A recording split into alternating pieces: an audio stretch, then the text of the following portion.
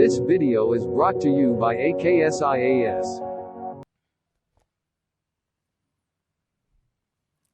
Hello everyone, welcome to ఏకేఎస్ఐఎస్. ఈరోజు current affairs class మే 14, 2020. Main topic చిన్న పరిశ్రమలకు పెద్ద అండ ఎంఎస్ఎంఈ సెక్టర్ గురించి ఈరోజు ముఖ్యంగా ఉంటుంది. అట్ ద సేమ్ టైం మిగతా ఆర్టికల్స్ కూడా డిస్కస్ చేద్దాము. మీకు తెలిసే ఉంటుంది 2020లో 20 lakh crores central government physical stimulus రూపంలో ఇచ్చింది. ఆల్మోస్ట్ 820కి, అంటే 2 days బ్యాక్ 820 అంటే 2020 టైంకి కరెక్ట్గా ఇచ్చిందని చెప్పి ప్రధానమంత్రి మోడీ చెప్పారు. ఈ 20 lakh crores మనీ ప్రింట్ చేసి ఇవ్వదు. ఎలా ఇస్తుంది, ఎటువంటి బెనిఫిట్స్ ఉన్నాయి, ఆ టాపిక్స్ని ఈరోజు మనం డిస్కస్ చేసుకుందాం. సో క్లాస్లోకి వెళ్ళే ముందు ఒక చిన్న announcement. My name is Dinesh DVD. నేను యూపీఎస్సీ, ఏపీఎస్సీ, టీఎస్పీఎస్సీ కోసం, మరి ముఖ్యంగా యూపీఎస్సీ కోసం ఒక రేడియో స్టార్ట్ చేశానండి.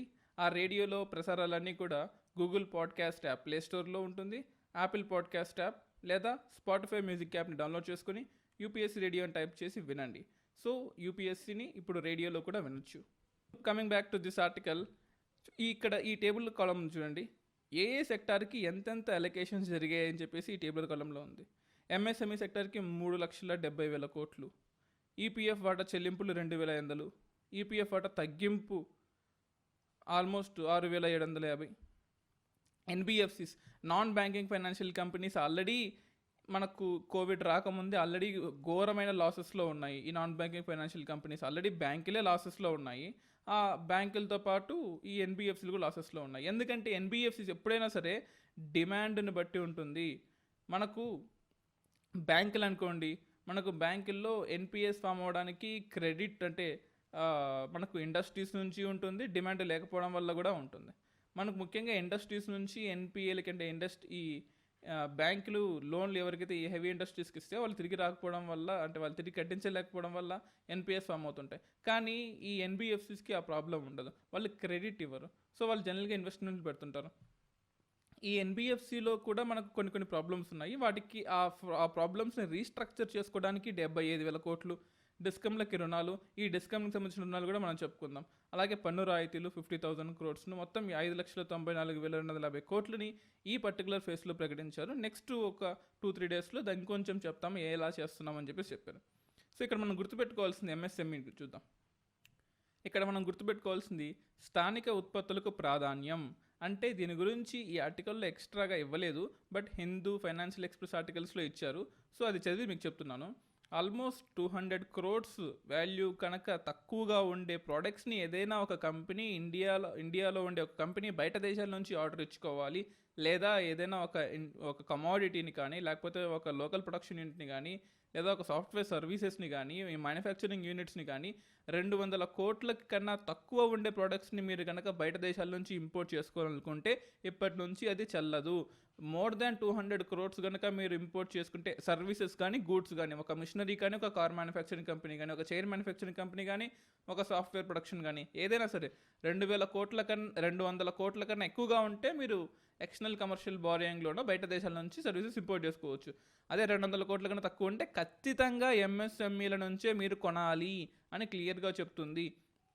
అంటే ఇది ఒక టైప్ ఆఫ్ స్వదేశీ మూమెంట్ లాంటిది. బట్ స్వదేశీ మూమెంట్ అంటే కంప్లీట్గా ఫారిన్ గూడ్స్ అన్ని బాయ్కాట్ చేసి తగలబెట్టేసి స్వదేశీ వాటినే వాడండి అని కాదు.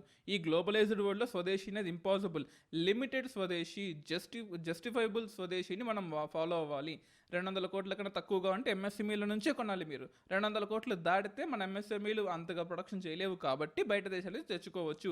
అలా స్థానిక ఉత్పత్తులకు ప్రాధాన్యం. ఈ ఆర్టికల్ గురించి ఇక్కడ ఇవ్వలేదు, బట్ దీని గురించి మీకు నేను రిలీజ్ చేసిన ప్రెస్ మీట్లో ఉంది, ప్రెస్ ఇన్ఫర్మేషన్ బ్యూరోలో కూడా దొరుకుతుంది ఈ టాపిక్ని. అలాగే బకాయిలు తీర్చేందుకు డిస్కమ్లకు తోడ్పాటు. సో ఈ బకాయిలు తీర్చేందుకు డిస్కమ్లకు తోడ్పాటు అనే ఆర్టికల్ని మీకు ఈ ఆర్టికల్తో కలిపి చెప్తాను. మనకు ఇక్కడ ఇంకో ఆర్టికల్ కూడా వచ్చింది, థర్మల్ వెలుగులు అని చెప్పేసి. ఆ విద్యుత్పత్తిలో తెలంగాణది అగ్రస్థానం అనేది. సామర్థ్యంలో 70.66%, అలాగే సంస్థల్లో 82%, 58%, మూడో స్థానంలో ఏపీ జెన్కో కూడా ఉంది. సో ఇక్కడ మనం గుర్తుపెట్టుకోవాల్సింది ఏంటంటే, ఇది మనకు ఎలక్ట్రిసిటీలో 3 సెక్టార్లు ఉంటాయి. ఒకటి జనరేషన్, ఒకటి ట్రాన్స్మిషన్, ఒకటి డిస్ట్రిబ్యూషన్. అంటే జనరేషన్లో 2, 3 అని కనుక చూసుకున్నట్లయితే ఎలక్ట్రిసిటీని ప్రొడ్యూస్ చేసేవాళ్ళు, ఎలక్ట్రిసిటీని ట్రాన్స్మిట్ చేసేవాళ్ళు, ఎలక్ట్రిసిటీని డిస్ట్రిబ్యూట్ చేసేవాళ్ళు.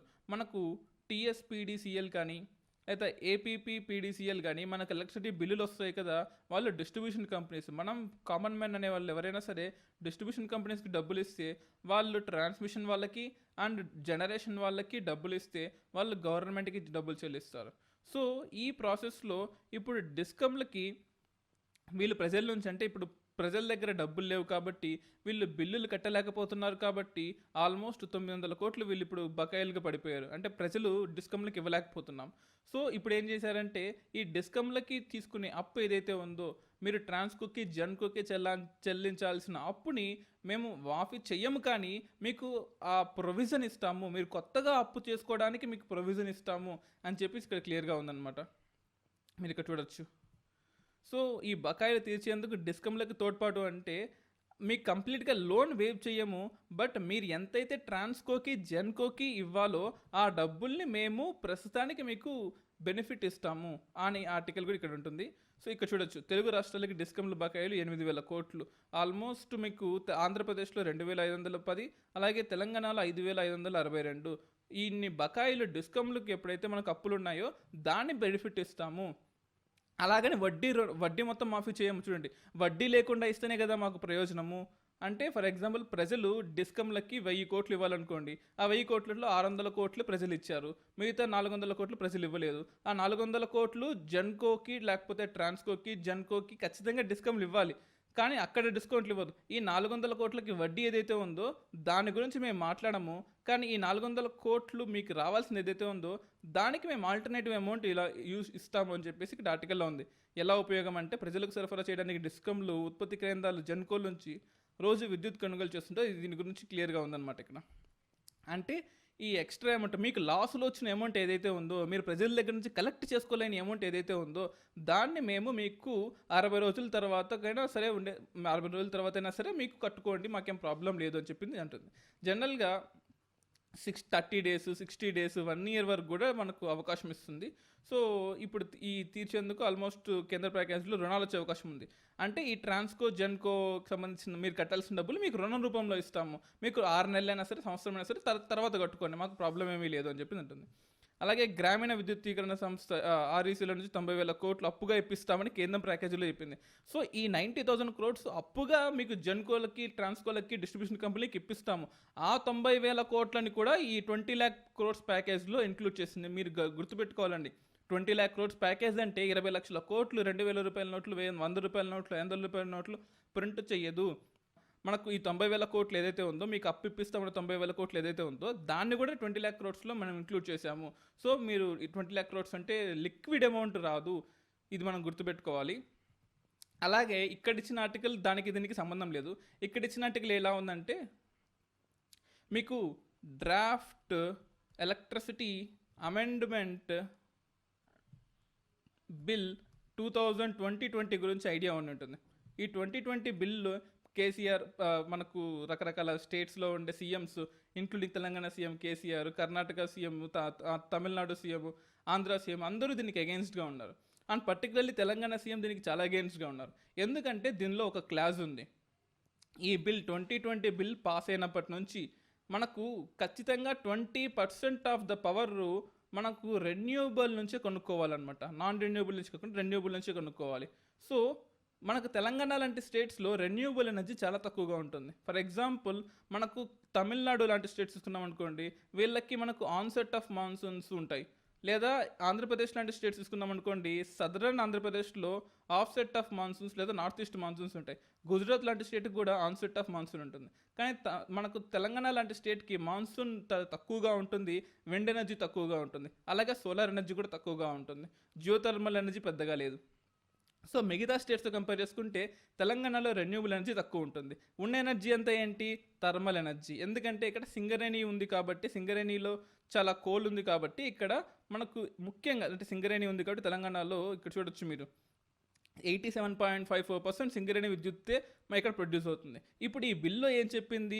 డ్రాఫ్ట్ ఎలక్ట్రిసిటీ అమెండ్మెంట్ బిల్ 2020లో ఇంకా చేయలేదు. ఏమని చెప్పిందంటే 2020 తర్వాత బిల్ పాస్ అయిన తర్వాత ఉండే హైడల్ హైడల్ ప్రాజెక్ట్స్ ఏవైతే ఉన్నాయో దాన్ని మేము రెన్యూవబుల్గా తీసుకుంటాము.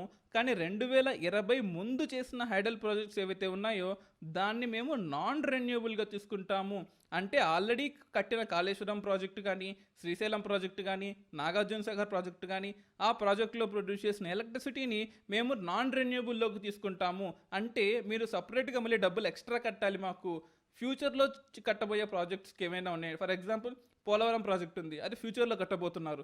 సో ఆ పోలవరం ప్రాజెక్టులో నుంచి ప్రొడ్యూస్ అయ్యే ఎలక్ట్రిసిటీని మేము రెన్యూవబుల్గా తీసుకుంటాం. దీనివల్ల ఆంధ్రాకి బెనిఫిట్ అవుతుంది, తెలంగాణకి నష్టం అవుతుంది. అందుకోసమే తెలంగాణ చీఫ్ మినిస్టర్ కేసీఆర్ ఈ బిల్ని మేము ఖచ్చితంగా అడ్డుకుంటాము అని ఇన్సిస్ట్ చేశారు. సో ఈ టాపిక్ని, అంటే ఇక్కడ ఉండే ఇన్ఫర్మేషన్ మనకు పెద్దగా ఉపయోగపడకపోవచ్చు, కానీ ఈ టాపిక్ని యూజ్ చేసుకొని ఈ డ్రాఫ్ట్ ఎలక్ట్రిసిటీ అమెండ్మెంట్ బిల్ని నేను మీకు ఎక్స్ప్లెయిన్ చేద్దాం అనుకున్నాను. మీరు ఇక్కడ చూడొచ్చు, దానికి ఒక ఎక్స్టెన్షన్ ఇక్కడ ఉంది. సో చూడండి, ఏపీలో మాత్రం కేవలం 58% థర్మల్ ఎలక్ట్రిసిటీ ప్రొడ్యూస్ చేస్తే మనకు తెలంగాణలో మాత్రం ఆల్మోస్ట్ 87% థర్మల్ ఎలక్ట్రిసిటీ ఉంటుంది. సో ఇప్పుడు ఈ థర్మల్ ఎలక్ట్రిసిటీ మొత్తం కూడా మీకు అంటే మీరు ఖచ్చితంగా రెన్యూబుల్కి వెళ్ళాలి అనుకున్నప్పుడు ఈ థర్మల్ వేస్ట్ అయిపోతుంది. ఇది మనం గుర్తుపెట్టుకోవాలి. వేస్ట్ అయిపోతుందంటే వేస్ట్ చేయము, బట్ గ్రిడ్కి అమ్ముకోవాల్సి వస్తుంది మనం. సో నెక్స్ట్ మనం ఈ ఆర్టికల్ చూడండి, నెక్స్ట్ పేజ్లో వచ్చింది. దాని యొక్క ఎక్స్టెన్షన్, ఇందాక చెప్పిన ఎంఎస్ఎంఈల యొక్క ఎక్స్టెన్షన్, మనం దీని గురించి కూడా డిస్కస్ చేద్దాం. ఇలా ఈపీఎఫ్ చందా 2% తగ్గించారు. మనకు జనరల్గా ఏంటంటే మనకు 12% ఈపీఎఫ్ కట్టాలి. సో దాన్ని ఇప్పుడు 10% చేశారు. అంటే ఈ 2% మీకు వచ్చిన బెనిఫిట్ ఏమీ కాదండి. ఒకప్పుడు 12% కడితే మీరు 12% కడతారు, మీ ఎంప్లాయీ 12% కడతారు. సో దానివల్ల మీకు 12, మీ ఎంప్లాయర్ ఏదైతే ఉన్నారో వాళ్ళు 12% కట్టడం వల్ల మీకు డబ్బులు వస్తాయి. కానీ ఇప్పుడు కేవలం 10%కే మార్చారు. అంటే మీరు 10% కడితే చాలు. అంటే ఆ 2% ఏదైతే ఉందో మీ దగ్గర లిక్విడిటీ ఉంటుంది. మీ దగ్గర ఫర్ ఎగ్జాంపుల్ మీకు 10,000 మీకు ₹1,00,000 జీతం ఉంది. ₹1,00,000 జీతంలో ఒకప్పుడు మీరు 12% ఈపీఎఫ్లో కట్టేవాళ్ళు, ఇప్పుడు 10% కడుతున్నారు. అంటే 2% మీ దగ్గర ఎక్స్ట్రా మనీ ఉంది. ఆ ఎక్స్ట్రా మనీని కూడా ఈ 2,000 కోట్లలో ఇంక్లూడ్ చేశారు. సో 2,000 కోట్లు అంటే కొత్త కరెన్సీ ప్రింట్ చేయడం కాదు. ఇప్పుడు ప్రాబ్లం ఏంటి అంటే, ఫర్ ఎగ్జాంపుల్ మీకు ₹1,00,000 జీతంలో ఆల్మోస్ట్ 12% అంటే 12,000 మీరు ఈపీఎఫ్లో కడుతున్నారు. ఇప్పటి నుంచి 10,000 కడితే చాలు, 2,000 మీకు సేవ్ అవుతున్నాయి. ఇక్కడ ప్రాబ్లం ఏంటంటే ఆ 2,000 మీ దగ్గర లిక్విడిటీగా ఉంటుంది. ఆ లిక్విడిటీ ప్రాబ్లం ఏంటంటే, మీ ఎంప్లాయీ ఎవరైతే ఉన్నారో వాళ్ళు కూడా 12,000 మీ అకౌంట్లో వేస్తుంటారు. వాళ్ళు కూడా ఇప్పటి నుంచి 10,000 మీ అకౌంట్లో వేస్తారు. సో ఒక విధంగా ఇది నష్టము, ఒక విధంగా ఇది లాభము. నష్టం ఏ విధంగా ఉంటుంది, మీకు 2,000 లాసు. లాభం ఏ విధంగా ఉంటుంది, అదే 2,000 మీకు ఇప్పటికిప్పుడు మీ చేతిలో ఉంటాయి కాబట్టి మీకు అది లాభంగా ఉంటుంది. సో దీనిలో ఉన్న దీనిలో ఉన్న హిడెన్ క్లాజ్ అనమాట ఇది. సో ఈపీఎఫ్ 2% తగ్గించామంటే మీకు ఏదో ప్రాఫిట్ వస్తుందని కాదు, టెంపరీగా, అంటే ఒకప్పుడైనా సరే తర్వాతైనా సరే ఆ ఈపీఎఫ్ అమౌంట్ మీకు వచ్చేదే కదా. సో ఆ ఇన్ఫర్మేషన్ మనం గుర్తుపెట్టుకోవాలి. అలాగే గుత్తేదారులు, డెవలపర్స్కి ఊరట కూడా ఉంది. 6,00,000 కోట్ల ప్యాకేజీని ప్రకటించిన సీతారామన్. ఇంకా చెప్పాలంటే ఇది 6,00,000 ప్యాకేజ్ కాదు, 5,94,000 కోట్ల ప్యాకేజ్ మాత్రమే ఇది.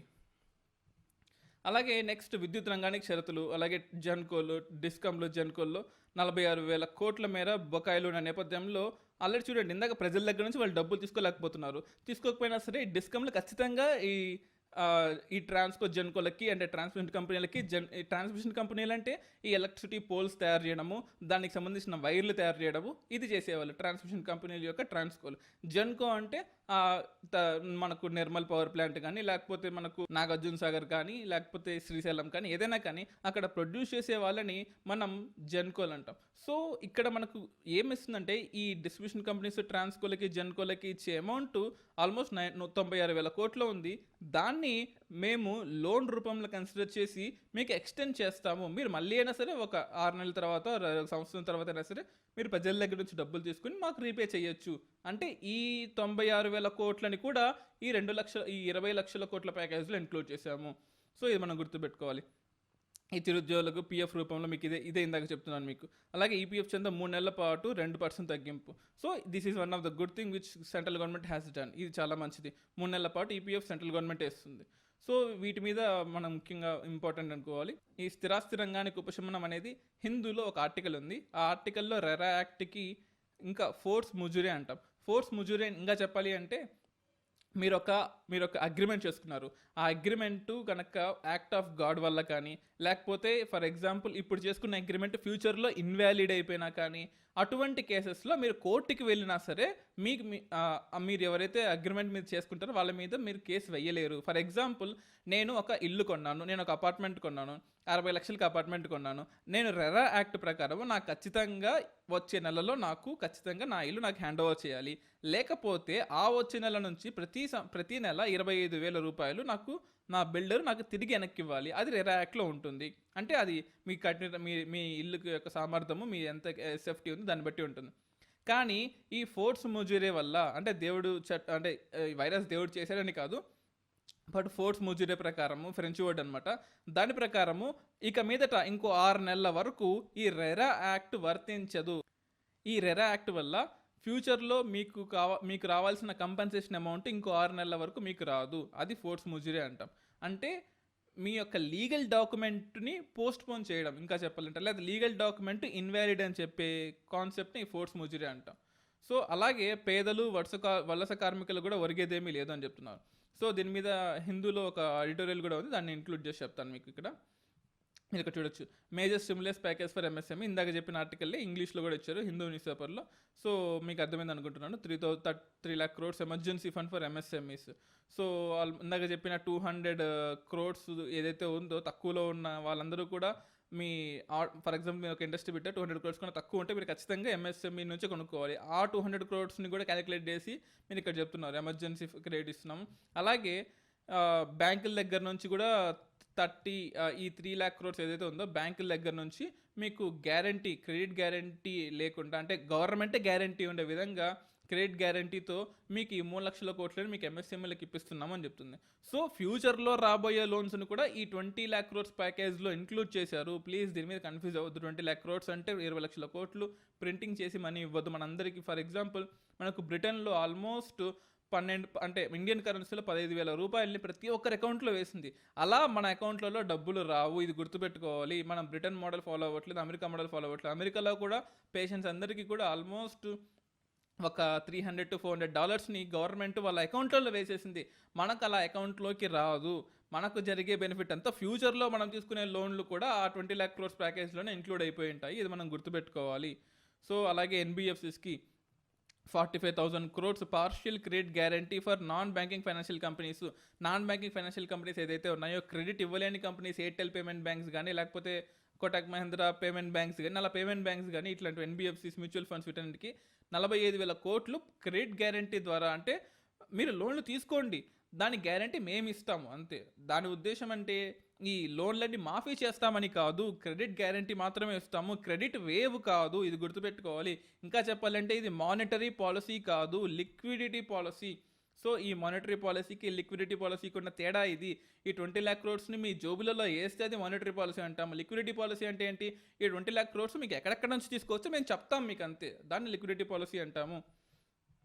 సో నెక్స్ట్ అలాగే బయోడీజిల్ పరిశ్రమల ప్రమాదం అని చెప్పారు. ఇక్కడ ఇంకో ఆర్టికల్ కూడా వచ్చింది, మీకు ఆల్రెడీ చెప్పాను. నైవేలి కోల్ రిజర్వ్స్లో ఒక యాక్సిడెంట్ జరిగింది, ఛత్తీస్గఢ్లో ఒక యాక్సిడెంట్ జరిగింది, అలాగే వైజాగ్లో జరిగిన గ్యాస్ లీక్ ఘటన కానీ ఎప్పుడైనా సరే ఒక బాయిలర్ కానీ ఒక రియాక్టర్ కానీ almost 20 days to 25 days ideal time ఉంటుంది. 20-25 days కనుక దాటితే దానిలో కెమికల్ రియాక్షన్స్ మారుతుంటాయి. దానిలో ఉండే physical reactions, chemical reactions, gases అవన్నీ మారుతూ ఉంటాయి. దాన్ని మనం ట్రాక్ చేస్తూ ఉండాలి. జనరల్గా 20-25 days మనకు ఐడియల్ టైం ఉంటుంది ఏదైనా ఒక ఇండస్ట్రీ షట్ డౌన్ అయినప్పుడు, లాక్డౌన్ అయినప్పుడు.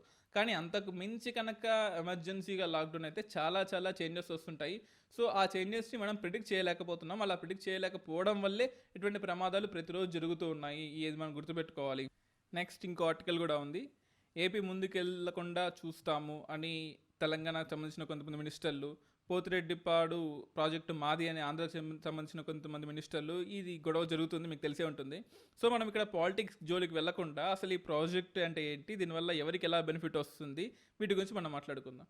సో ఇక్కడంతా పొలిటికల్గా ఎక్కువగా ఉంది. సో పొలిటికల్ గురించి మనము వెళ్లకుండా ఈ బ్రిజేష్ కుమార్ ట్రిబ్యునల్ కనుక జడ్జిమెంట్ ఇదంతా కూడా అసలు ఈ గొడవ అంతా కూడా బ్రిజేష్ కుమార్ ట్రిబ్యునల్ లేట్ అవ్వడం వల్లే వచ్చింది. దాని ఫైనల్ రివార్డు కనుక ట్రిబ్యునల్ యొక్క రివార్డు తొందరగా వచ్చినట్లయితే అసలు ఇదంతా ఉండేది కాదు. అసలు మన ఫస్ట్ ఈ ప్రాజెక్ట్ ఎలా అసలు ఏంటి అని చూద్దాం. మీకు తెలిసే ఉంటుంది, మనకి ఇక్కడ వెస్టర్న్ ఘాట్స్ ఉంటాయి. ఈ వెస్టర్న్ ఘాట్స్ దగ్గర మనకు అరేబియన్ సీ ఆఫ్ మాన్సూన్స్ యొక్క రెయిన్ఫాల్ ఈ వెస్టర్న్ ఘాట్స్ మీద పడుతూ ఉంటాయి. సో ఈ వెస్టర్న్ ఘాట్స్ మీద పడే రెయిన్ఫాల్లో మనకు కొంచెం నాసిక్ దగ్గర నుంచి గోదావరి రూపంలో కానీ, లేకపోతే మనకు పూణే దగ్గర ఉండే ఏరియాస్ దగ్గర నుంచి మన కృష్ణా రివర్ మరీ ముఖ్యంగా వెళ్తూ ఉంటుంది. నుంచి తెలంగాణ, మహారాష్ట్ర నుంచి కర్ణాటకకి, కర్ణాటక నుంచి ఆంధ్రప్రదేశ్కి, ఆంధ్రప్రదేశ్ నుంచి తెలంగాణకి, తెలంగాణ నుంచి మళ్ళీ ఆంధ్రప్రదేశ్కి ఇలా వెళ్తూ ఉంటుంది అనమాట. ఇది ఒక్క రివర్ మాత్రం ఫస్ట్ కర్ణాటక నుంచి ఆంధ్ర, ఆంధ్ర నుంచి తెలంగాణ, తెలంగాణ నుంచి మళ్ళీ ఆంధ్ర ఇలా వెళ్తూ ఉంటుంది. సో ఇక్కడ మనం గుర్తుపెట్టుకోవాల్సింది ఆల్మట్టి డ్యామ్ కర్ణాటకలో ఉంటుంది. అక్కడ నుంచి మనకు జూరాల నుంచి పోతిరెడ్డిపాడు నుంచి శ్రీశైలం, అక్కడ నుంచి మళ్ళీ తెలంగాణకి వెళ్ళిపోతుంది, అక్కడ నుంచి మళ్ళీ పులిచింతలు ఆంధ్రాకి వచ్చేస్తుంది. సో ఇక్కడ శ్రీశైలం ప్రాజెక్ట్ యొక్క బ్యాక్ వాటర్స్, అంటే శ్రీశైలం ప్రాజెక్ట్కి ఇంకా రాకముందు, ఇంకా చెప్పాలంటే ఇక్కడ తుంగా, భద్ర అనే 2 రివర్లు ఉంటాయి. ఈ తుంగా, భద్ర కలిసిన తర్వాత తుంగభద్ర రివర్ కర్నూలు పైన ఉన్న పోతిరెడ్డిపాడు దగ్గర వచ్చి జాయిన్ అవుతుంది. అక్కడి నుంచి శ్రీశైలం ప్రాజెక్టులోకి వెళ్తుంది. ఇలా శ్రీశైలం ప్రాజెక్టుకి వెళ్ళకముందే, అంటే ఆంధ్రాలోకి, అంటే ఇది కూడా ఆంధ్రానే, బట్ కంప్లీట్గా తెలంగాణ, నాగార్జున సాగర్ తెలంగాణలోకి రాకముందే ఇక్కడ ఒక ప్రాజెక్ట్ కట్టి ఈ వాటర్స్ అన్నిటిని కూడా రకరకాల లిఫ్ట్ ఇరిగేషన్ ప్రాజెక్ట్స్తో, అలాగే మామూలు ఇరిగేషన్ ప్రాజెక్ట్స్తో, ముచ్చుమర్రి లిఫ్ట్ ఇరిగేషన్, అలా రకరకాల హంద్రీనివా అని రకరకాల ప్రాజెక్ట్స్ రూపంలో, బ్యాక్ వాటర్ రూపంలో రాయలసీమకి తీసుకెళ్ళిపోతున్నారు. మీరు చూడొచ్చు ఇక్కడ నుంచి మనకు ఈ తుంగభద్ర ఎక్కడైతే ఉందో ఇక్కడ నుంచి రాయలసీమలోకి తీసుకెళ్ళిపోతున్నారు అని చెప్పేసి తెలంగాణ వాదిస్తుంది. ఆంధ్రప్రదేశ్ ఏమంటుంది అంటే ఈ వాటర్ని మాకు అలొకేట్ చేసిన 512 TMCs యొక్క వాటర్ని మాత్రమే మేము తీసుకెళ్తున్నాం బ్యాక్ సైడ్కి, అది లిఫ్ట్ ఇరిగేషన్ కావచ్చు, లేకపోతే కెనాల్ ఇరిగేషన్ కావచ్చు, లేకపోతే ఇంకేదైనా ఇరిగేషన్ కావచ్చు, అది మా ఇష్ట ప్రకారం చేసుకుంటాం తప్ప మేము ఎక్స్ట్రా వాటర్స్ని, మేము తెలంగాణ వాటర్స్ని తీసుకోవట్లేదు, మాకు అలొకేట్ చేసిన వాటర్నే మేము తీసుకుంటున్నాం అని చెప్పేసి.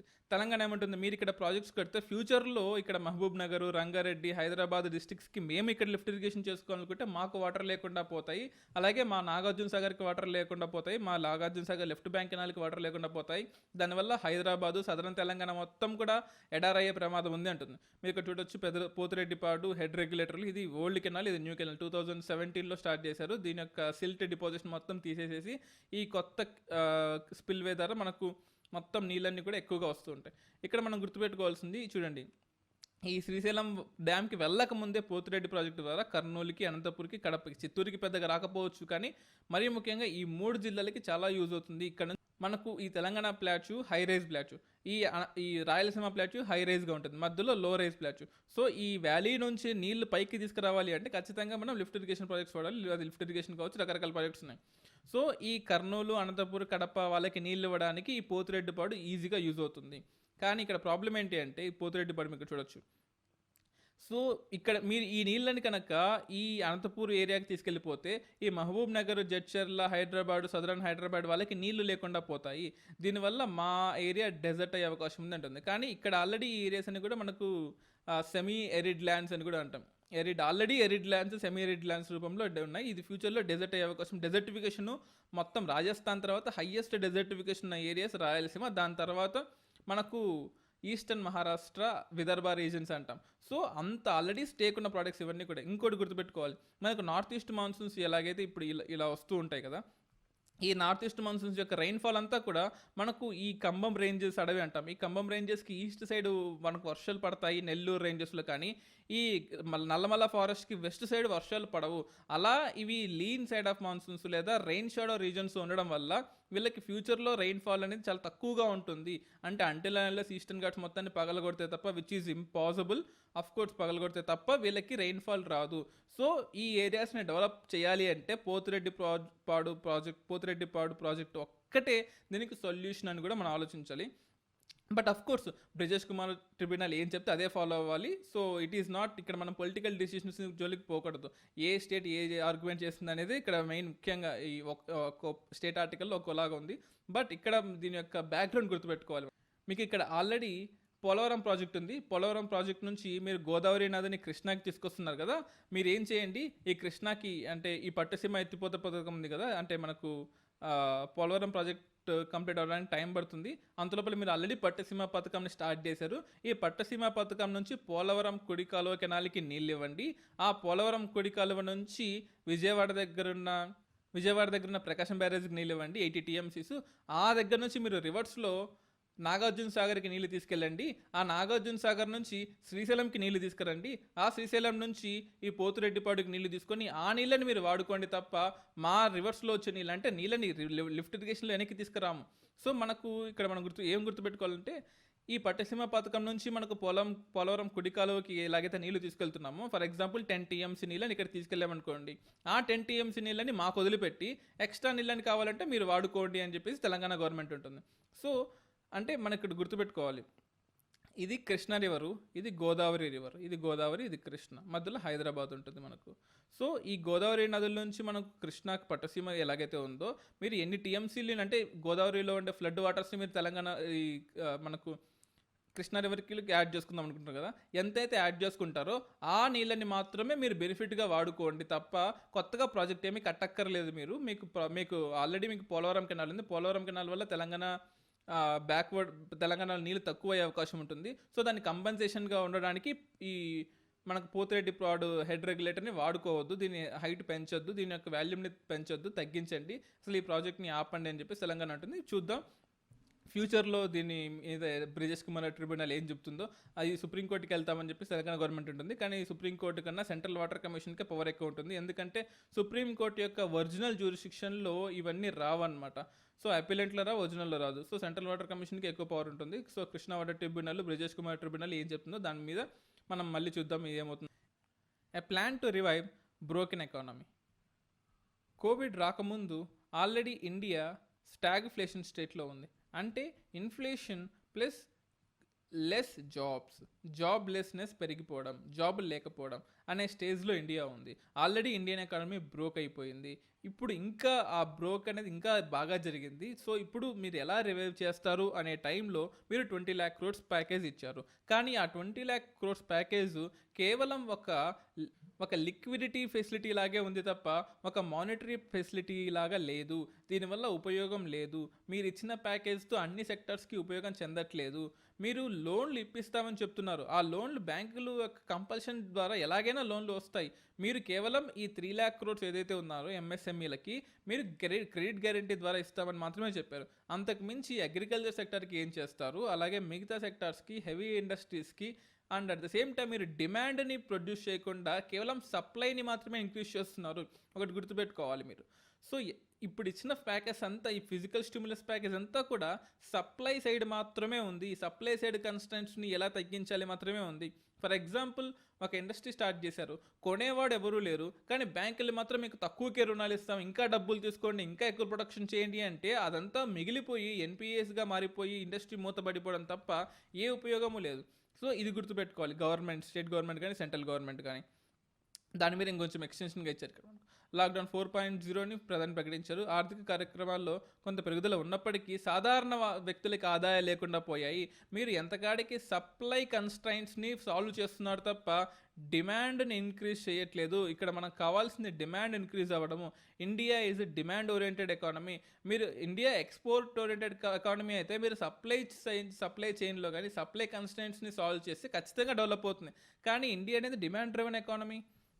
అలాగే 20 లక్షల కోట్ల ప్యాకేజీని కూడా ప్రకటించారు. అయితే ఇందులో ఇప్పటికీ 6 లక్షల కోట్ల డబ్బుని కేటాయించడం మరియు బ్యాంకులు మరియు బ్యాంకేతర సంస్థలు అంటే ఎన్బిఎఫ్సిలకి ద్రవ్య విధానాల ఆదేశాలు ఉన్నాయి. అంటే మీరు ప్యాకేజ్ ప్రకటించకముందే మీరు ఆల్రెడీ రిలీజ్ చేసిన డబ్బుల్లో 6 lakhs crores ఇంక్లూడ్ చేసి ఈ 20 lakhs crores మీరు ప్రకటించారు.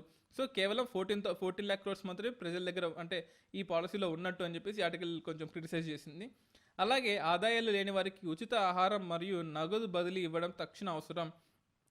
మీరు ఎంతకాడికి వెస్టర్న్ మోడల్ ఫాలో అవ్వట్లేదు, కేవలం మీరు ఇండియాలో స్టిమ్యులస్ని మాత్రమే కాన్సన్ట్రేట్ చేస్తున్నారు. ఫైనల్ కన్జంప్షన్ బేస్డ్ ఎకానమీ అయిన మన కంట్రీలో డిమాండ్ని ఇంక్రీజ్ చేయకుండా ప్రజల దగ్గరికి డబ్బులు తీసుకురాకుండా కేవలం సప్లై మాత్రమే కాన్సన్ట్రేట్ చేస్తున్నారు. అలాగే దాని యొక్క సొల్యూషన్ కూడా ఇచ్చారు నెక్స్ట్ పారాగ్రాఫ్లో. ప్రతి ఇంటికి 3 నెలల కాలానికి 7,000 రూపాయలు మరియు 6 నెలల కాలానికి 10 కిలోల ఉచిత ఆహార ధాన్యాలు కనుక ఇస్తే, అంటే మీరు 7,000 రూపాయలు ప్రతి ఒక 3 నెలలకి 7,000 21,000, అలాగే 10 నెలలకి సంబంధించి 6 నెలలకు సంబంధించి 10 కిలోల ఉచిత ఆహార ధాన్యాలు ఇస్తే కేవలం 3% ఆఫ్ జీడిపి మాత్రమే ఖర్చు అవుతుంది. ఇది ఇవ్వకుండా మీరు సప్లై సైడ్ కన్స్టెంట్కి 10% ఆఫ్ జీడిపి మీకు ఇస్తున్నాము అని చెప్పడం వల్ల ఏ ఉపయోగం లేదని కూడా చెప్తుంది.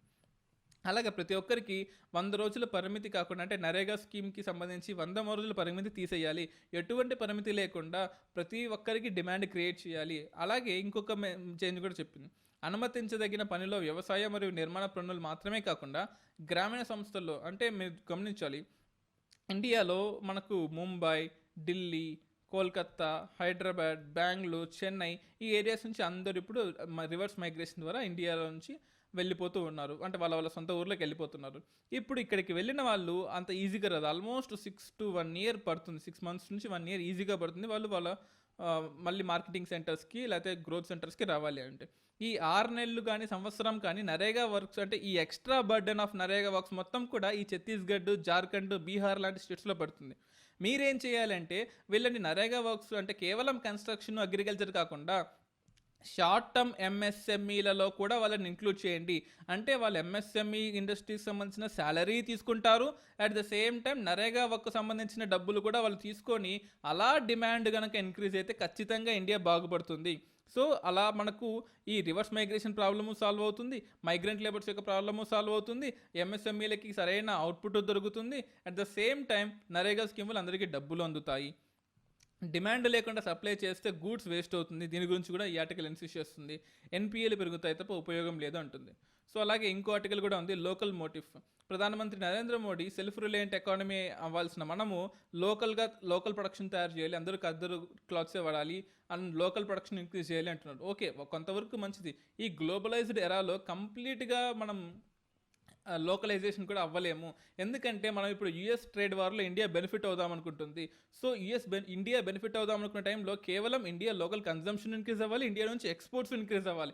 అలాంటి టైంలో లోకలైజేషన్ అనే కాన్సెప్ట్ తీసుకొస్తే అది ఫ్యూచర్లో మనకు దెబ్బతినే అవకాశం ఉంటుంది. ఎంఎస్ఎంఈస్కి ఓకే మంచిదే జరుగుతుంది. మీరు చెప్పారు 200 కోట్ల కన్నా తక్కువ ఉండే ఇండస్ట్రీస్ డిమాండ్ మొత్తం ఎంఎస్ఎంఈస్ కొనాలి. కానీ మనకు హెవీ ఇండస్ట్రీస్, యాపిల్ లాంటి కంపెనీస్, పూమా లాంటి కంపెనీస్ ఇప్పుడు చైనా నుంచి ఇండియాలోకి రావాలనుకుంటున్నాయి. వాళ్ళు 200 కోట్ల దగ్గర ఎందుకు ఆగుతారు? 20 లక్షల కోట్లు, 200 లక్షల కోట్లు మనకు ఇన్వెస్ట్మెంట్ పెట్టే అవకాశం ఉంటుంది.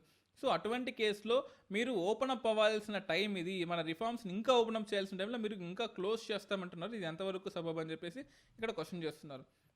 ఇంకో ఆర్టికల్ కూడా ఉంది, provide income support, restore jobs. మీరు ఇన్కమ్ సపోర్ట్ చేయాలి, అలాగే జాబ్స్ని రీస్టోర్ చేయాలి. ఇక్కడ హాఫ్ ఆఫ్ ద ఆర్టికల్ మొత్తం కూడా లేబర్ లాస్ గురించి మాట్లాడుతున్నారు. మీరు ఇక్కడ చూడొచ్చు, కార్మిక చట్టాలను రద్దు చేయడం వల్ల వేతనాలు తగ్గుతాయి, తక్కువ ఆదాయాలు మరియు వినియోగదారుల యొక్క డిమాండ్ తగ్గుతుంది. ఈ ఉత్తరప్రదేశ్లో ఒక ఆర్టికల్ తీసుకొచ్చారు, ఒక లా తీసుకొచ్చారు. వచ్చే 3 సంవత్సరాల వరకు కూడా ఉత్తరప్రదేశ్లో ఉండే అన్ని కార్మిక చట్టాలు రద్దు అవుతాయి. రోజుకి 12 గంటలైనా సరే మీరు పని చేయాల్సి వస్తుంది. నైట్ షిఫ్ట్ అయినా, డే షిఫ్ట్ అయినా, ఎలాగైనా సరే మీరు చేయాలి. అంటే ఉత్తరప్రదేశ్ సీఎం ఏం చెప్పారంటే, ఈ China USA trade war covid జరగకముందు లేదా కోవిడ్ తర్వాత జరిగిన చైనా మీద రిలక్టెన్సీ పోవడం వల్ల అందరూ ఇండియాలోకి రావాలని ట్రై చేస్తున్నారు. అలా ఇండియాకి రావాలని ట్రై చేస్తున్న టైంలో యూపీ ఒక ఇన్వెస్ట్మెంట్ హబ్, ఒక అట్రాక్షన్ హబ్గా ఉండాలి అంటే మేము కార్మిక చట్టాలన్నింటినీ సస్పెండ్ చేస్తున్నాము. సో లేబర్ మీద ఫోర్స్ ఎక్కువైనా సరే మనం ఇన్వెస్ట్మెంట్ యూపీకి తెచ్చుకుందామని యూపీ సీఎం చెప్తున్నాడు. కానీ ఇక్కడ గుర్తుపెట్టుకోవాల్సింది ఏంటి అంటే, లేబర్ అనేది ఒక ఎంటిటీ కాదు, లేబర్ అనేది ఒక హ్యూమన్ బీయింగ్, అది గుర్తుపెట్టుకోవాలి. సో మనీ కమోడిటీ దానికి ఇంపార్టెన్స్ పెంచుకుంటూనే వాళ్ళ యొక్క రైట్స్ని ఇంపింగ్ చేయకూడదు, సంక్షోభాన్ని ఎప్పుడు వృధా చేయకూడదు. ఉత్తరప్రదేశ్ ప్రభుత్వం చెప్పింది, ఒక ఆర్డినెన్స్ ప్రవేశపెట్టింది. ఇది 3 సంవత్సరాలుగా చాలా కార్మిక చట్టాలను రద్దు చేస్తుంది. అంటే వచ్చే 3 సంవత్సరాలు, ఇది గుర్తుపెట్టుకోవాలి. అలాగే కరోనా వైరస్ వల్ల వ్యాప్తి చెందిన చైనా నుంచి నిష్క్రమించే కర్మాగారాలన్నింటినీ ఆకర్షించడం. సో మనకు ఈ చైనా నుంచి వచ్చే కర్మాగారాలన్నింటినీ అట్రాక్ట్ చేయడానికి అందరూ కాంపిట్ అవుతున్నారు. ఆ కాంపిటీషన్ అనేది హెల్తీ కాంపిటీషన్ ఉండాలి తప్ప సబ్వర్షన్ కాంపిటీషన్ అనేది ఉండకూడదు అని చెప్పేసి ఈ ఆర్టికల్ చెప్తుంది. అలాగే ఈ చట్టాలు కార్మికుల వృత్తి, భద్రత, ఆరోగ్యం మరియు పని పరిస్థితుల మీద, పని గంటలు నియంత్రించడం, వేతనాలు మరియు పారిశ్రామిక విధానాలను పరిష్కరించడం మీద ఉండాలి. అంటే మీరు కంప్లీట్గా కార్మిక చట్టాన్ని తీసేస్తే అది కార్మికులకే నష్టము. మీరు తీసేసినా సరే వాళ్ళకి వృత్తి భద్రత ఉండాలి, ఆరోగ్యం సంబంధించినవి ఉండాలి. అలాగే పని గంటల్ని మీరు లిమిట్ చేయండి, 12 గంటలు 16 గంటలు చేయొద్దు. వాళ్ళకి కావాల్సిన 8 గంటలు 6 గంటలు మాత్రమే పని పెట్టండి. సో 10 and 12 hours వర్క్ పెట్టద్దు అని చెప్పేసి ఆర్టికల్ ఇన్సిస్ట్ చేస్తుంది. అలాగే next last 3 paragraphs of the ఆర్టికల్లో, జాతీయ లాక్డౌన్ నేపథ్యంలో వలసదారులు వెళ్ళిన తర్వాత కార్మికుల కొరతను అధిగమించడం, ఓవర్ టైం చెల్లింపులు లేకుండా కర్మాగారాల్లో వారానికి 22 గంటలు షిఫ్ట్లను ఆల్రెడీ పంజాబ్ స్టార్ట్ చేసిందన్నమాట. అంటే ఒక వారానికి ఖచ్చితంగా 72 గంటలు పని చేయాలి. ఇలా కంపల్షన్స్ పెట్టడం వల్ల మీరు 72 గంటలు పనిచేస్తేనే మీకు ఎంప్లాయ్మెంట్ ఉంటుంది, లేకపోతే ఎంప్లాయ్మెంట్ ఉంటుంది. ఎందుకంటే ఇప్పుడు మైగ్రేషన్ అంతా కూడా పంజాబ్, యూపీ, బీహార్లోకి వెళ్ళిపోయింది. అక్కడ డిమాండ్ సర్ప్లస్ అయిపోయిందంటే మనకు వర్క్ ఫోర్స్ సర్ప్లస్ అయిపోయింది. ఈ సర్ప్లస్ని వాళ్ళు ఎలా అడ్డుకోవాలనుకుంటున్నారంటే ఇలా కండిషన్స్ పెట్టారు. మీరు ఖచ్చితంగా 72 గంటలు పనిచేస్తేనే మిమ్మల్ని జాబ్లోకి తీసుకుంటామని చెప్తున్నారు. దీనివల్ల హ్యూమన్ రైట్స్ ఇష్యూస్ కూడా వస్తాయి ఫ్యూచర్లో. లాక్డౌన్ ముందు 2019-20 అక్టోబర్ డిసెంబర్ నాటి త్రైమాసికంలో వార్షిక జీడిపి వృద్ధి ఆల్మోస్ట్ 4.7% పడిపోయింది. 2016-17లో ఇది 8.3% ఉంది. ఇప్పుడు కేవలం 1.2 నుంచి 1.4% మాత్రమే గ్రో అయ్యే అవకాశం ఉంటుందని కూడా చెప్పింది ఆర్టికల్లో. అలాగే మందగించడానికి కారణం విస్తృతంగా సూచించినట్లు డిమాండ్ లేకపోవడం, సరఫరా కాదు. సరఫరా ఉంది, ఇండియాలో సరఫరా ఉంది అంటే ఈ 45 నుంచి 60 రోజుల లాక్డౌన్ ఏదైతే ఉందో, కొంతమందికి 45 వర్తిస్తుంది, కొంతమందికి 60 వర్తిస్తుంది. సో ఈ 60 రోజులు తీసేసిన తర్వాత ఖచ్చితంగా సరఫరా స్టార్ట్ అవుతుంది. కానీ ఆ సరఫరాని కొనే జనాలు లేకపోతే, ఆ సరఫరాని కొనే మనుషులే లేకపోతే, డిమాండ్ లేకపోతే ఎంత సరఫరా చేసి ఏం లాభం అని చెప్పి అంటుంది. భారతదేశం యొక్క సంక్లిష్ట కార్మికుల చట్టాలు సుమారు 47 సెంట్రల్ యాక్ట్స్, 200 రాష్ట్రాల యాక్ట్స్ ఉన్నాయి. వీటి మీద నేను ఈ వీకెండ్ కానీ నెక్స్ట్ వీక్ స్టార్టింగ్లో కానీ ఒక వీడియో చేస్తాను, దయచేసి వినండి దాని గురించి, భారతదేశం యొక్క చట్టాల గురించి. So this is all about. This video is brought to you by AKSIAS.